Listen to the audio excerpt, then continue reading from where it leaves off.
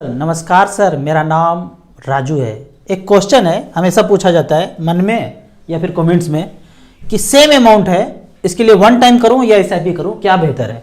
तो यहाँ पे देखते हैं, फंड का नाम लेते हैं एसबीआई कॉन्ट्रा फंड। 10 लाख रुपया एक बार झोंक दिया लंबे समय के लिए, या फिर छोटे छोटे टुकड़ों में भी 10 लाख ही लगाया टोटल उतने समय के लिए, तो क्या बेहतर होगा। तो यहाँ देख लेते हैं रिकॉर्ड के अनुसार। फंड का नाम है एसबीआई कॉन्ट्रा फंड। 2005 से लेके अब तक वन टाइम जमा किया 10 लाख रुपया, उस पैसे का वैल्यू आज है 18 साल के बाद 1,45,00,000, 16% का रिटर्न दिया। कैश फ्लो में जाएंगे तो 2005 में 16 रुपया से यूनिट खरीदना शुरू किया और आज जो है 18 साल के बाद उस यूनिट का वैल्यू है 238 रुपया। शुरू कितने से किए थे? 16 रुपया से, तो 238 रुपया हुआ। इसके चक्कर में वो पैसा बढ़ के हो गया हमारा, जो 10 लाख लगाए थे उस पैसे का वैल्यू बढ़ के हो गया है 1,45,00,000 रुपया। ये तो हुआ वन टाइम का बात। अब इसी पैसे को अगर 10 लाख को 18 साल से डिवाइड करेंगे तो आएगा 4630 रुपया। तो इसी पैसे को यदि एसआईपी में करते रहें तो यहाँ पे इसी पैसे को हमने एसआईपी के रूप में सिलेक्ट किया है। फंड का वही नाम है एसबीआई कॉन्ट्रा, और 2005 से लेके अब तक 10 लाख रुपया वन टाइम नहीं लगाया और एसआईपी कर लिया 4630 रुपये का। तो टोटल 10 लाख रुपया जमा हो गया और वैल्यू बना 40,31,000। 13.82% का रिटर्न यहाँ पे मिला। यानी कि वन टाइम में जो पैसा हमारा 1,45,00,000 रुपया बना था, एसआईपी किया सेम ड्यूरेशन के लिए तो 40,31,000 बना। तो क्या बोलेंगे, एसआईपी बेहतर या वन टाइम बेहतर? एक मुश्त पैसा लगा रहे हैं तो जाहिर सा बात है, और लंबा समय दे रहे हैं तो वन टाइम बेहतर होगा। लेकिन आप छोटे छोटे अमाउंट लगा रहे हैं, पैसा है ही नहीं ज़्यादा, 10 लाख होगा तब ना लगाएंगे, और उतना ज़्यादा समय होगा तब तो रखेंगे। लेकिन आपको छोटा छोटा अमाउंट है, समय तो बहुत ज़्यादा है पर अमाउंट अभी छोटा छोटा ही है, तो एसआईपी ही बेहतर है। जिनके पास पैसा है सब कुछ, उसके लिए सब कुछ अच्छा है। जिनके लिए कुछ भी नहीं है तो यही बेहतर है। अब यहाँ पे एक दूसरा क्वेश्चन पूछा गया है कि 10 लाख लगा के एचडब्ल्यूपी मार दें, और जो एचडब्ल्यूपी से पैसा आ रहा है उसको एसआईपी में पलटी मार दें। एक तरफ से पैसा आ रहा है, 10 लाख लगाया, आ रहा है एचडब्ल्यूपी पेंशन, और उस पैसे की जरूरत नहीं है, उसको एसआईपी में पलटी मार दें। दोनों चीज़ मजा ले लेना चाहते हैं, एचडब्ल्यूपी का भी मजा हो गया, एसआईपी का भी मजा हो गया, डबल मजा हो गया ना। ये कैसा रहेगा बताइए? बड़ा अच्छा आइडिया आया है मेरे दिमाग में कि एचडब्ल्यूपी का भी मजा ले लेते हैं, एसआईपी का भी मजा ले लेते हैं।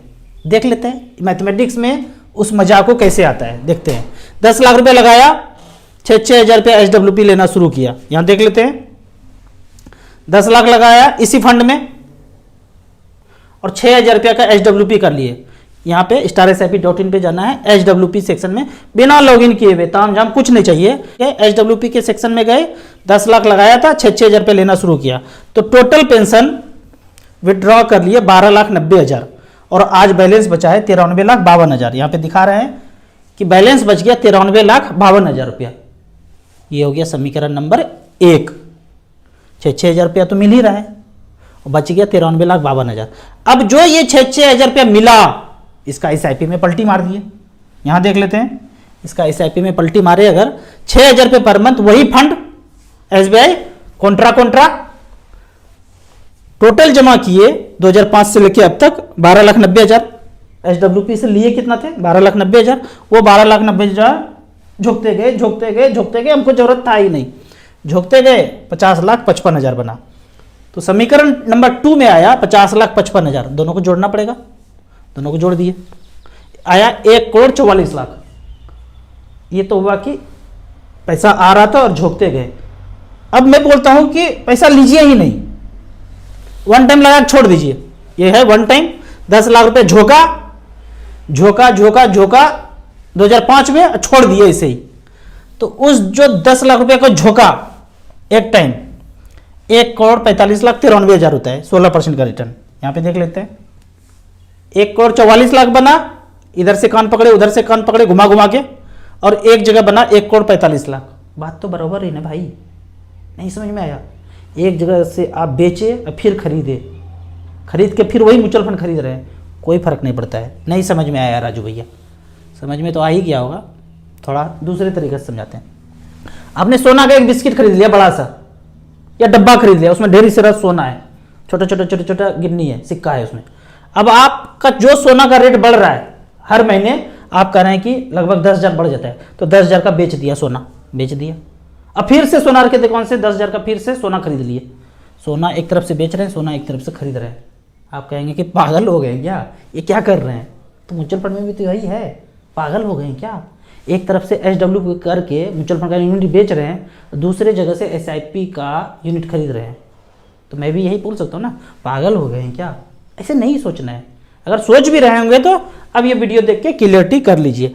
अब तीसरा एक क्वेश्चन है, डीमैट में मच फंड खरीदूं या फिजिकल मोड में मच फंड खरीदूं, क्या बेहतर होगा? मैं तो पहले ये बोलता हूं, यदि जो पहले मिल जाए आपको जिंदगी में, जो सही वाइफ मिल गई, काली गोरी अच्छी जो भी मिल गई, उसी के साथ निभाना है। अगर आपके पास डीमैट पहले मिल गया, उसी में मच फंड खरीद लीजिए। अगर आपके पास फिजिकल है, उसी में मच फंड खरीदिए, वही चलने दीजिए, जो पहले मिल गया वही बेहतर है। लेकिन फिर भी आप एक क्वेश्चन पूछ ही रहे हैं, हमको जवाब देना ही है। तो डीमैट में म्यूचुअल फंड भी सही है और फिजिकल में भी सही है। आप फिजिकल खरीदें या डीमैट में खरीदें, फंड मैनेजर तो हमारे बदले में डीमैट के मोड में ही खरीद रहे हैं। लेकिन एक साधारण इन्वेस्टर के दृष्टिकोण से मैं कहता हूं, अभी आपके पास ऑप्शन होना चाहिए कि मैं डीमैट में जाऊं कि फिजिकल में जाऊं। तो डीमैट के अगर मोड में आप जाते हैं तो डीमैट जो है शेयर के लिए डिजाइंड है, और physical mutual fund only mutual fund के लिए डिजाइंड है। यहाँ पे शेयर तो मिलेगा ही नहीं आपको। तो जैसे ही आप डीमैट खोलते हैं तो ये वाला शेयर ले लो, ये नोटिफिकेशन, ये ईमेल, इतना गिर गया, इतना बढ़ गया, आपको पागल बना देगा। जबकि आप चाहते हैं मुझे म्यूचुअल फंड ही खरीदना है। तो यदि सिर्फ और सिर्फ म्यूचुअल फंड खरीदना है तो शेयर न करके आप फिजिकल मोड में जाइए। अब यहाँ पे अगर आप डीमैट के मोड में जाते हैं तो किसी भी ब्रांच में आप स्टेटमेंट लेने जाएंगे तो आपको एक भी स्टेटमेंट नहीं मिलेगा।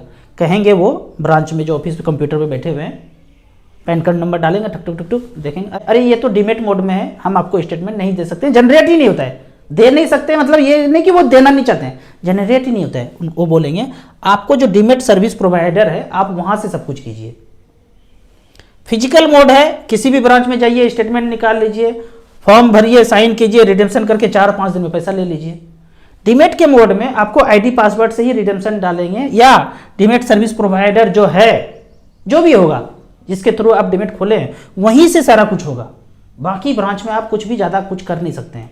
लेकिन म्यूचुअल फंड का एक ऐसा चीज़ है, ऑल इंडिया में कहीं भी चले जाइए, कोई नहीं पूछेगा आपसे आप कहाँ खोले थे, मतलब ही नहीं है। फॉर्म भरिए, साइन कीजिए, पैसा आपके अकाउंट में आ गया। ठीक है, तो थोड़ा थोड़ा डिमेरिट भी है, मेरिट भी है। मुझे तो फिजिकल मोड ज़्यादा अच्छा लगता है। यहाँ पे एक फैक्टर और है डीमैट मोड में। डीमैट मोड में अगर जाते हैं तो इसका सालाना चार्ज है, 300 से लेकर 500 तक सालाना चार्ज है। अभी सेबी जो है तरह तरह का म्यूचुअल फंड में रेगुलेशन लाए हैं कि जितना भी एक्सपेंस होगा, जो भी होगा तामझाम, सब TER के अंदर होगा, STT हो, एग्जिट लोड हो, सब इसके अंदर होगा। उसी तरह मैं ये रिक्वेस्ट करता हूँ, शेयर के केस में भी जो एनुअल मेंटेनेंस चार्ज है वो भी शेयर के अंदर ही डाल दीजिए, जो भी एक्सपेंस रेशियो आता है उसके अंदर ही डाल दीजिए, इन्वेस्टर से मत काटिए। क्यों बोल रहा हूँ ऐसा? एनुअल मेंटेनेंस चार्ज जो होता है, मान लेते हैं किसी व्यक्ति ने 10,000 का शेयर खरीदा और भूल गया, भाई छोड़ देते हैं, अच्छा चल रहा है शेयर मार्केट, हम भी लगा के छोड़ देते हैं। अब एनुअल मेंटेनेंस चार्ज बेचारे का 350 रुपया हिट हुआ बैंक में, उस समय दुर्भाग्य से उनके अकाउंट में पैसा नहीं है, तो चार्ज काटेगा बैंक 500 से लेके 1000 रुपया। कोई 500 भी काटते हैं, कोई 1000 भी काटते हैं, कोई 300 भी काटते हैं, कोई 400 भी काटते हैं। अलग अलग बैंक का अलग अलग नियम कानून है, ये भी थोड़ा सा देख लीजिए। RBI साहब जी, एक जैसा होना चाहिए, 150-200 रुपया कर दीजिए सबको एक जैसा, तो ये कटेगा 500 से लेके 1000 रुपया।